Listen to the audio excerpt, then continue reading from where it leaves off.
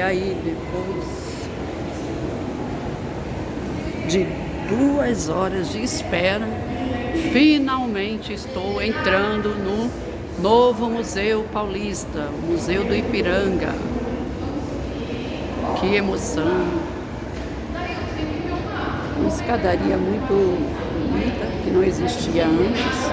Agora temos aí uma escada rolante. Ao lado a gente tem a parede rústica ainda, do antigo museu. Aí aqui é a chegada. Estava muito cheio, vocês podem reparar, muito cheio. Passei simplesmente 2 horas em fila nos jardins para poder conseguir entrar. Aqui é a escada, aqui começa com uma parte interativa, tinha ali algumas crianças se comunicando, né, observando. Aí aqui é a estátua de Fernão Dias, né? Um dos bandeirantes, que veio a proposta de desbravar, né? Lógico que isso é questionável, mas conhecido aí Fernão Dias como um dos grandes desbravadores. Aqui seguimos pelo corredor à direita. Temos algumas salas que vem com a proposta de mostrar algumas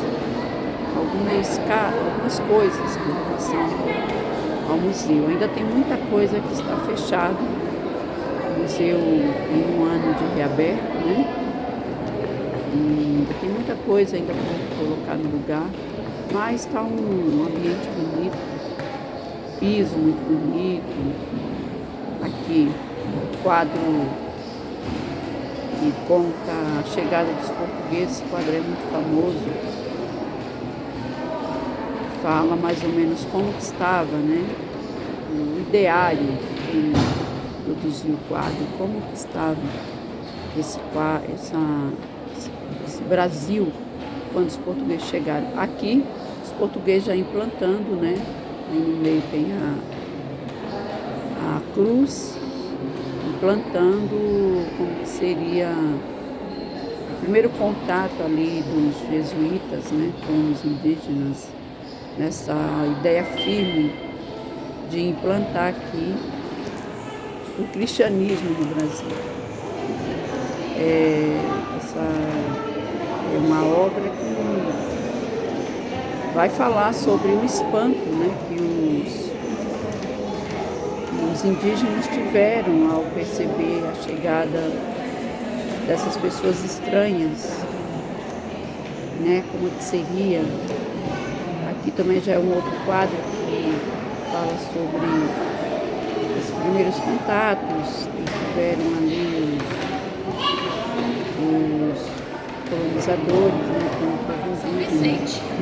Eu estava lendo lá no enunciado das obras, dá para a gente tirar foto de tudo, né, filmar tudo, mas eu estava lendo sobre essas obras aqui, essas 3 que estão passando, como que cada pintor tem a sua forma de interpretar os fatos, né, de que na realidade nós nunca saberemos como que aquele momento aconteceu de verdade, porque não existe mais ninguém, nem da parte de lá, nem da parte de cá, que esteja vivo para contar a história, né, de como que foi. Então, cada pintor, cada autor, cada escritor que vai falar sobre esse momento de descobrimento, diga-se, invasão do Brasil, né, pelos portugueses, vai dar ali a sua interpretação, mas que na realidade nunca saberemos como que realmente aconteceu, né? O que cada parte sentiu, como que verdadeiramente foi o sentimento dos indígenas ao ver tanta gente estranha, né, com roupas, doentes, porque muitos portugueses a gente tem notícia que chegou aqui doente, né? Como que os próprios portugueses Benedito Calixto é o autor dessas 3 obras aí que passou primeiro. Como que esses portugueses, né, tiveram ali a sua real impressão sobre os nativos, né? O que eles pensavam dos nativos de verdade, né? A gente faz conjecturas, mas na realidade a gente não sabe o que era sentido, né, por cada um deles.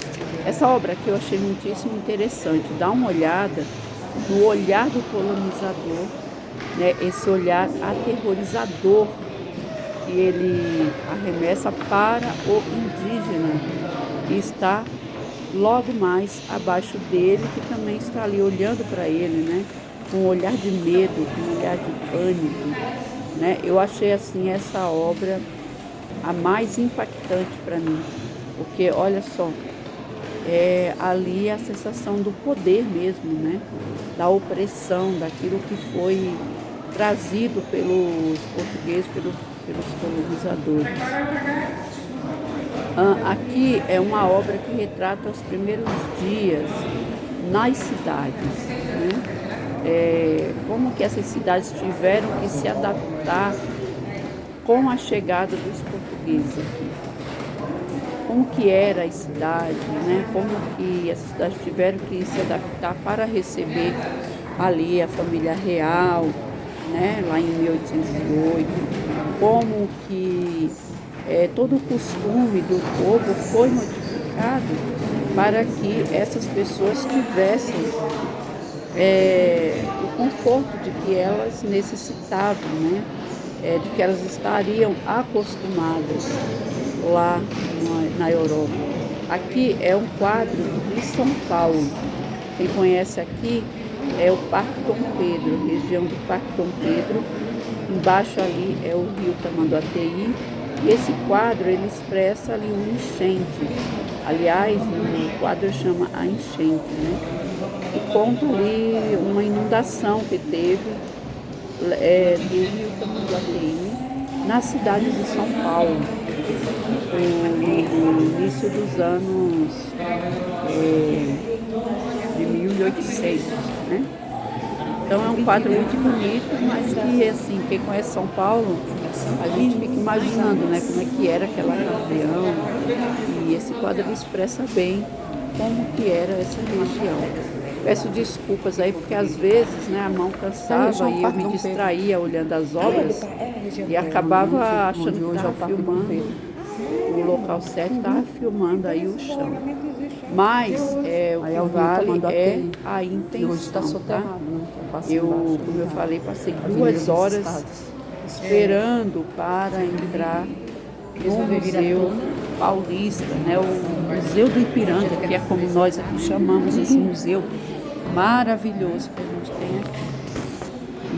E aí, logicamente, né, debaixo de sol, estava bastante cansado. E quando consegui entrar, muitas pessoas também estavam ali. Então, às vezes a gente tinha que sair da frente, né? Muita gente tirando fotografia, né? E aí a gente ficava cansada aí, acabava sem querer desfocando as imagens. Mas vamos aí dar continuidade, tá? Bom, corredor, né, da parte inferior ainda, eu ainda não subi essas escadarias e vamos para outro local do nosso Museu do Ipiranga. Tá muito bonito realmente, né? Aí a escadaria, que é agora que eu vou subir. Esse museu era, na minha opinião, dos museus que eu já visitei, é um dos mais bonitos que tem. Muito luxuoso realmente, né? Aí tem os meninos que estavam à frente. Aqui tem uma escada, né? Que eu lembrei meio do Titanic, sabe? Uma escada que ao final dela você pode escolher subir o lado esquerdo ou direito, né? Aí eu estou filmando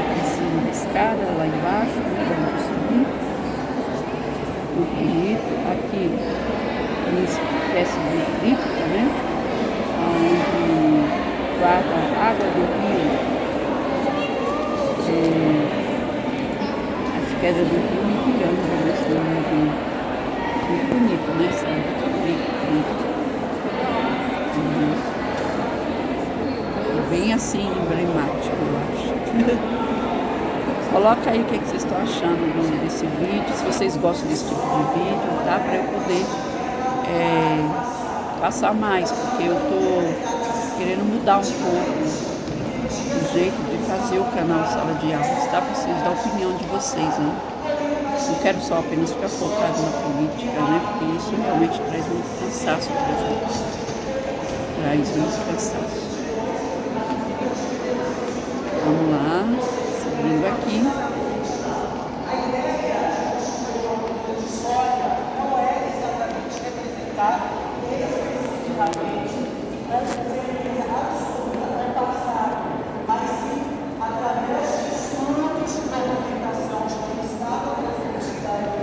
Trazer uma certa verossimilhança para o episódio, mas com intencionalidades específicas, como, por exemplo, a construção de figuras heroicais. Nesse caso, essa figura fica Dom Pedro I, aquele que deu o grito da independência, e assim decidiu-se marcar, lembrar-se desse episódio. Porém, as disputas sobre a memória da independência são muitas. Por exemplo, a memória da independência nos anos de 23, né?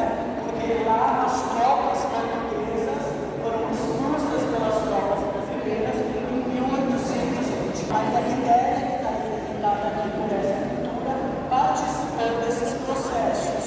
Aqui, nessa sala, ela foi trazida como uma figura para representar como um sentimento universal de independência. Ou seja, não foram apenas esses indivíduos que estavam aqui, nesse dia do grito, mas para representar uma população brasileira toda. Ela não sendo homem, sendo uma mulher, não sendo paulista, nem carioca, não sendo baiana, também participando desse processo. Então ela participa junto com as outras telas nessa narrativa desse momento da independência. Os outros quadros aqui desse salão também compõem a independência. Desse lado, a Leopoldina da Figura Materna do Brasil e a representação da sua linhagem imperial. Atrás de nós temos à direita a expulsão das fragatas portuguesas pelo imperador português, e à esquerda as cortes de Lisboa, onde os representantes brasileiros nesses espaços políticos em Lisboa debatiam os momentos de independência. Agora, voltando para a independência ao norte, a gente pode fazer uma análise sobre como ela foi produzida. Em primeiro lugar, a configuração geográfica representada pelo artista aqui. O artista distorce a geografia para conseguir colocar todos os espaços que ele considera importantes dentro de uma mesma tela, de uma mesma representação. Então, aqui abaixo a gente tem um espaço urbano, mas se vocês caminharem no Parque da Independência até o final, vocês vão ver que ele está bem distante aqui da colina da Ipiranga, que é onde se assenta o edifício que estamos dentro agora, né? Só que o artista toma essa liberdade de dar essa pequena desconfigurada geográfica exatamente para conseguir sintetizar numa mesma tela esses vários símbolos que ele considera importantes dentro do processo independentista. Um deles, o Riacho do Ipiranga, que ainda chama-se mais a atenção dele com a pisada do cavalo, que joga para cima, que respinga, a própria Casa do Grito, que na época muito provavelmente era o pequeno caserno de Pau a Pique, porque essa era uma região de abastecimento dos tropeiros que vinham de Santos e levavam as suas encomendas até o centro de São Paulo. Ipiranga era essa região de trânsito, né? Ele vai começar a se urbanizar e se tornar grande, como a gente conhece hoje, a partir da construção desse edifício. É aí que ele começa realmente a crescer muito, geograficamente. E a constituição dos três grupos centrais que produzem, né, que compartilham desse momento. Ao centro, as figuras centrais políticas, como Dom Pedro e a sua comitiva, À direita, aqui formando essa meia-lua, nós temos a Guarda Real, que antes servia a Portugal, e Pedro Américo. Lembrando que essa pintura é uma pintura que foi muito pensada, produziu-se estudos sobre ela antes de se pintar essa pintura monumental gigantesca. Essa comitiva que ele servia a Portugal, como vocês veem, esses dois indivíduos à frente, essas duas figuras à frente, ao centro, estão arrancando selos azuis, branco e vermelho dos seus braços. Esses selos representavam as armas de Portugal, ou seja, a submissão dos exércitos aqui no Brasil à coroa portuguesa. A ideia do Pedro Américo de pintar eles sendo arrancados é exatamente demonstrar como, a partir do momento do grito, as tropas antes a serviço de Portugal agora se nacionalizam o grito e sobre a liderança de Dom Pedro I. Toda a cena se converge nesse grupo central. E aqui, o grupo à esquerda de quem está olhando, nós temos a figura do caipira, que nesse período ele foi pintado. A figura do caipira era considerada um tipo social que sintetizava o povo paulista, como se fosse uma síntese entre os indígenas e os colonizadores portugueses. Nesse período, esse tipo social considerado como representativo do povo paulista. Estamos falando de 1888. Hoje, essas interpretações já se alargaram muito. Ele observa a cena de forma passiva, pacificada. Ou seja, ele participa da constituição da nova nação, sim, mas não enquanto guerreiro e não enquanto figurativo. Ele olha, observa, e essa é a sua participação dentro desse processo. Ou seja, o povo, nesse caso, participa de longe. É assim que foi decidido representar a independência nesse momento. Existem outras interpretações, outras representações do momento da independência que vão ser constituídas de outras formas. No gênero de pintura histórica, era muito comum os artistas se citarem. Ou seja, é possível que vocês, ao verem essa obra, reconheçam outras nacionais ou estrangeiras a que essa faz referência. Isso é plágio? Não. Dentro das belas artes, no período, era comum que os artistas citassem, ou seja, pegassem referências visuais e as adaptassem às suas próprias telas, aos seus próprios trabalhos, pois isso demonstrava a erudição desses artistas. Ou seja, eles demonstravam que eles eram grandes conhecedores da cultura que eles estavam querendo se inseriam e assim constituíam ainda mais estado social para sua obra, que dialogava com outras, e para si mesmos, porque demonstrava o seu conhecimento. Então é sempre importante a gente entender como o museu trabalha com essa obra hoje. Esse museu hoje, ele é um museu de cultura material. Quando ele foi fundado, antes, primeiro construiu seu edifício para marcar o lugar da memória da independência. Ele era apenas um monumento. Isso foi do Império. Proclamou-se a República. O edifício terminou, era uma memória do Império. O que fazer com isso? Se tornou elefante branco. Então, o governo do estado de São Paulo decidiu trazer aqui para dentro um museu de história natural. O primeiro museu que é aplicado dentro desse edifício é o Museu de História Natural. Com o tempo, isso vai mudando, com as novas direções do edifício do museu, isso vai se alterando, e esse museu vai se tornar o que hoje nós consideramos e trabalhamos como Museu de História e de Cultura Material. Trabalhar com cultura material dentro da história é lidar com qualquer objeto que é tirado da natureza e transformado por nós, pelas pessoas, e nós, historiadores, conseguimos, através disso, compreender as relações entre as pessoas, das pessoas com o mundo, através do tempo. Então, para nós, nos interessa tanto um quadro interessante como esse, quanto as roupas que nós todos estamos usando, quanto a madeira que está no piso, quanto essas mesas que nós estamos nos apoiando. Tudo isso para nós carrega informação e com tudo isso é possível fazer história.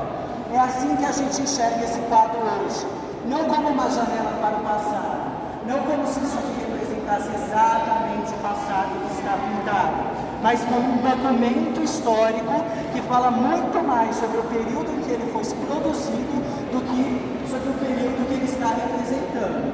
Então, todas as telas que vocês vão observar no museu, ou outros objetos quaisquer, são dessa forma que eles serão estudados. Vocês podem, lá no térreo, visitar a exposição para entender o museu, e lá vocês podem acompanhar um pouquinho da trajetória das coleções aqui do museu, ou seja, quando foi o Museu de História Natural, as nossas coleções de zoologia, que são dos animais empalhados, de mineralogia, para onde essas coleções foram. E a reação do público é sempre a mesma. Mais difícil, se liga. Eu já falei o nome do espetáculo? Não. Não. É rir para não chorar. São 15 minutos isso aqui. Mentira, é só isso. Tudo bem, não precisa ter dó, não precisa ter dó. Preciso rir, eu só dou um pouco de dó. Tranquilo.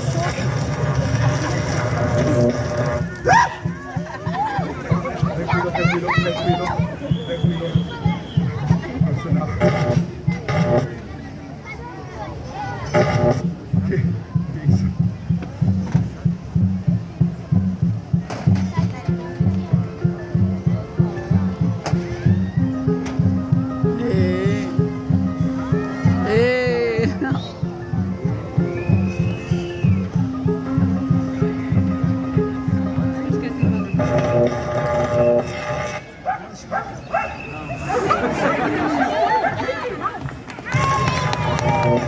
Ai, amiga, comprei um brinco novo.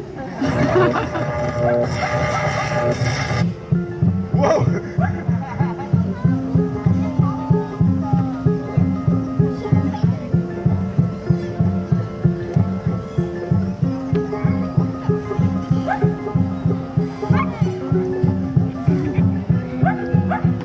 Disfarça. E esses são os truques mais difíceis desse show. E no momento, ninguém aplaude. Mas cuidado, tem que ser profundamente pra esse daqui. Dá um barato. Dá pra economizar um dinheiro às vezes. E agora, só do lado, que não tá entendendo nada. Agora, é só isso mesmo.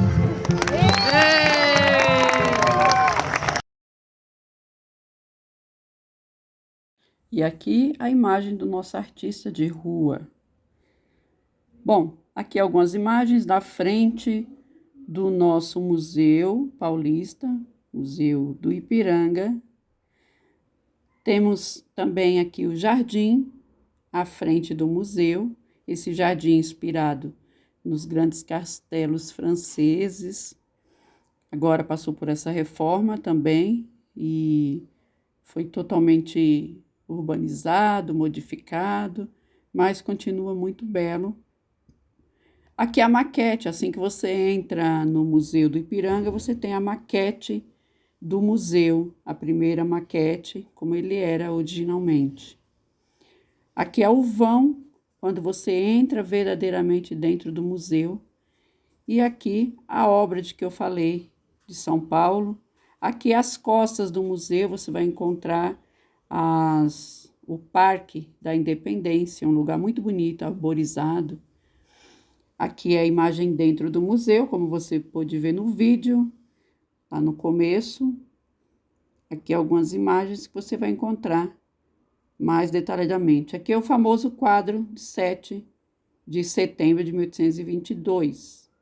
Esse quadro ele foi finalizado, a sua pintura, em 1888, pelo artista Pedro Américo. Ele foi inspirado em outras obras de artistas que tratavam do mesmo tema da independência de outros países. Ele não é plágio.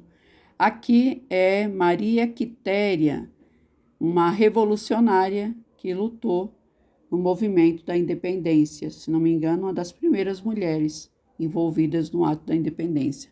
Ali a figura de Dom Pedro, e aqui não é possível retratar fielmente um evento do passado, A realidade inspira e não escraviza o pintor, frase de Pedro Américo. Aqui é a nossa Imperatriz Leopoldina e as crianças. E aqui é o letreiro da obra 7 de setembro. Mais imagens dos jardins. Aqui mais imagens internas. Achei muito bonito o teto, né? Muito bem trabalhado aí, o vitral. Muito bonita essa obra. Aqui é a escadaria do museu. Este aqui é o brasão dos bandeirantes, se não me engano. Aqui é um dos bandeirantes. Mais imagens dos jardins. E aqui a porta, né? O portal, vocês veem aí, ó. É um anel, né? Feito, inspirado aí nas obras francesas da antiguidade. Aqui são detalhes da escada. Olha essa imagem do indígena Tibiriçá e sua neta, Potira. Um olhar triste, né, me chamou a atenção.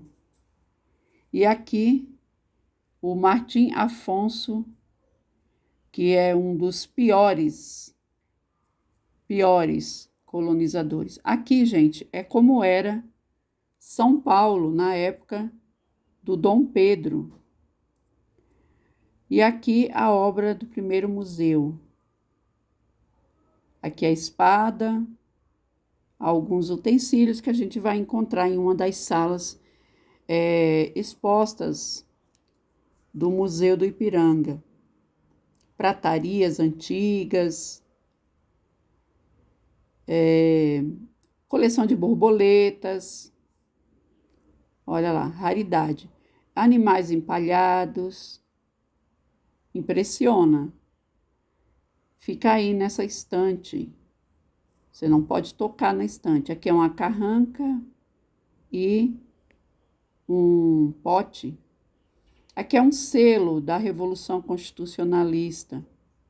E aqui são objetos que foram encontrados na arqueologia, quando foram fazer olha só, um telefone. Quando foram fazer as escavações, diz que encontraram muitos objetos soterrados embaixo das escavações do museu. E agora tudo isso faz parte do acervo. Muita coisa ainda vai ser colocado para a exposição. Aqui é a sala interativa, onde se explica a modalidade do museu, que é um museu de obras materiais e imateriais. Explica aí sobre essa importância, né, das obras materiais e imateriais. Aqui é uma estante de madeira de lei.